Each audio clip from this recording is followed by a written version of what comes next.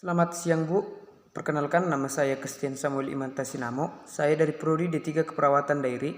Pada hari ini saya akan menjelaskan tentang 1. Pengertian bahasa baku, 2. Ciri-ciri bahasa baku, 3. Fungsi bahasa baku, 4. Bagaimana dan kapan menggunakan bahasa baku, 5. Dan contoh bahasa baku. Yang pertama yaitu pengertian bahasa baku.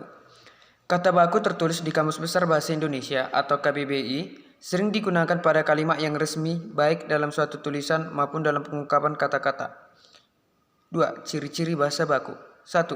Tidak terpengaruh bahasa daerah. 2. Tidak dipengaruhi bahasa asing. 3. Menggunakan imbuhan secara eksplisit. 4. Bukan bahasa percakapan. 5. Tidak mengandung arti pleonasme.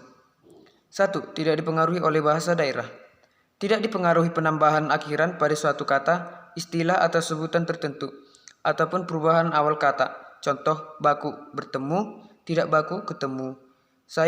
Contoh kata baku, saya bertemu ayah di rumah. Kata tidak baku, saya ketemu ayah di rumah.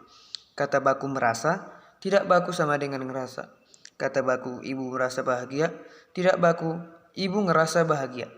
2. Tidak dipengaruhi oleh bahasa asing.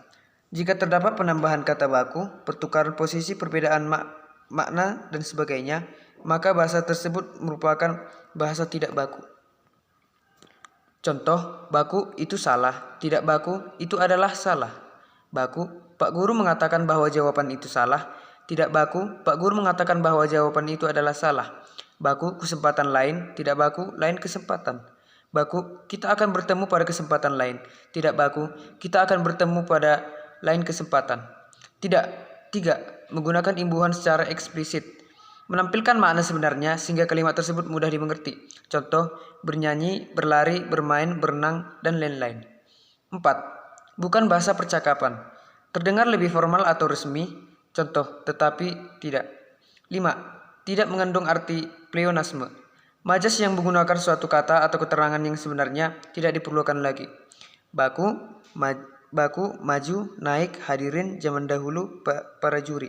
Tidak baku, maju ke depan, naik ke atas, para hadirin, zaman dahulu kala, para juri-juri. 3. Fungsi bahasa baku. Sebagai pemersatu, mempersatukan sekelompok orang menjadi satu kesatuan masyarakat bahasa. 2. Pemberian keikhlasan. Menjadi pembeda dengan masyarakat pemakai bahasa lainnya.